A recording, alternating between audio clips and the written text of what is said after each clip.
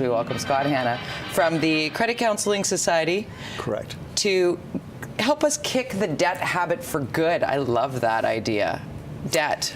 You're not talking mortgage debt. No, we're talking consumer debt. Okay. So, credit card debt, lines of credit, car loans, and certainly with looking at the amount of debt that we're carrying, we're not getting it right in Canada. We keep spending more and increasing our debt levels in comparison to our American friends south who've actually reduced their spending dramatically. They figured it out after the market crashed and everybody lost their houses and such, and they realized just how stressful and on a thread you can be if you do stretch yourself so thin. If you've got a number of what you just listed off, you got your car payment, credit card debt, line of credit, what are you doing to try and get rid of those?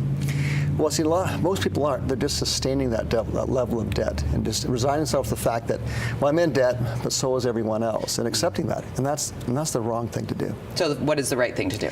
Well, first, what people should be doing is prioritizing their debt. So making a complete list of all their debts they have. Right. Mortgage, car loans, line of credit, what their monthly payments are, what the interest rate is. It's really eye-opening when you sit down saying, wow, that's a lot of debt that I have. Because on average, when people come in to see our counselors, they're carrying 6 or 7 different credit cards with balances, in addition to, a car loan, a line of credit, and a mortgage in some cases.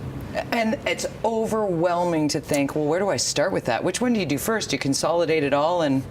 Well, see, and that's the wrong thing to do initially. See, before you even look at that situation, you have to understand, where's my money going? Right. Okay, so that's tip number 2 here. It really is like finding out where's the money going. So, whether you use your smartphone to track every dollar and cent you spend, or a little booklet, we give little spending trackers by the bushels, where you keep track of where your money is going. And it's really eye-opening because everyone has different spending habits. I mean, some people have the latte factor, but other people they may have a shopping factor, and not realize the fact that, boy, I'm spending a lot of money that I didn't realize, and that's why I have no money at the end of the month. Right, because it just goes. It does. It magically disappears. So you got to create that realistic budget, right? You do, and so really, and we talk about a realistic budget because it has to be in line with who you are. Some people might say, well, look, I love going and get my morning coffee, and I'm prepared to give something else up. Right.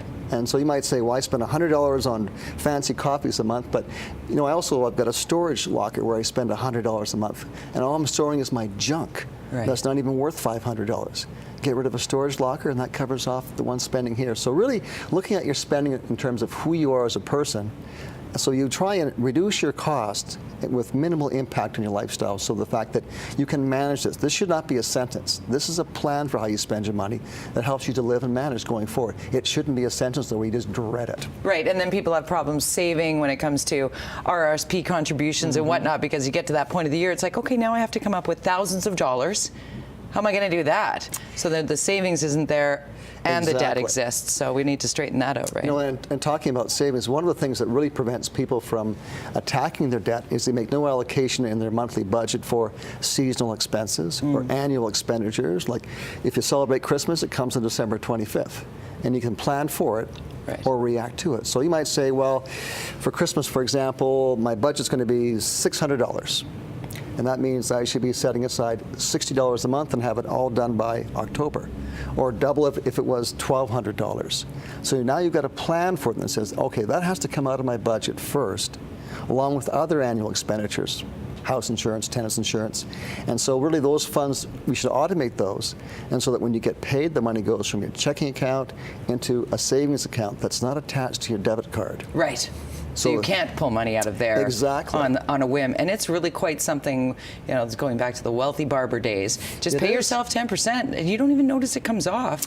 And next thing you know, it adds up and you can pay things down. And that's one of the things that we see for a lot of people who may have access to a company retirement plan at work, but they don't have the funds to match that. And so we strongly recommend people, if you've got a matching plan at work, that's as good as it gets. You got to find a way to make free money on the table. It's free money. Yeah. I mean, you're the person working for it. You should put yourself at the top of your paycheck. Yeah. By doing that right away, you just gave yourself a raise. And so by having that approach, it says, okay, I'm taking care of it. So before I spend my money, I've already planned for it. And so all these things are being taken care of. And then we still have to have discretionary spending, but we put some caps in place. So whether you give yourself a weekly allowance, whatever the case may be, or so much on certain activities, right. You've now got a benchmark that says, this is how much I'll spend for these areas here. And when I spend, I don't want to feel guilty about it. So if you've got a golf habit, it says, all right, once a month or twice a month I go golfing, right. But it's in my budget. I'm going to pack myself a sandwich instead of eat at the 19th hole. Exactly. Scott Hannon, always a great person for advice when it comes to dealing with your credit. You've got an excellent website that people can visit, nomooredebts.org, and call you directly at the Credit Counselling Service. Thank you for being here. Thanks, Jody. You don't scare people away from their debt. You just say, get on it. That's right. Start somewhere. Be realistic.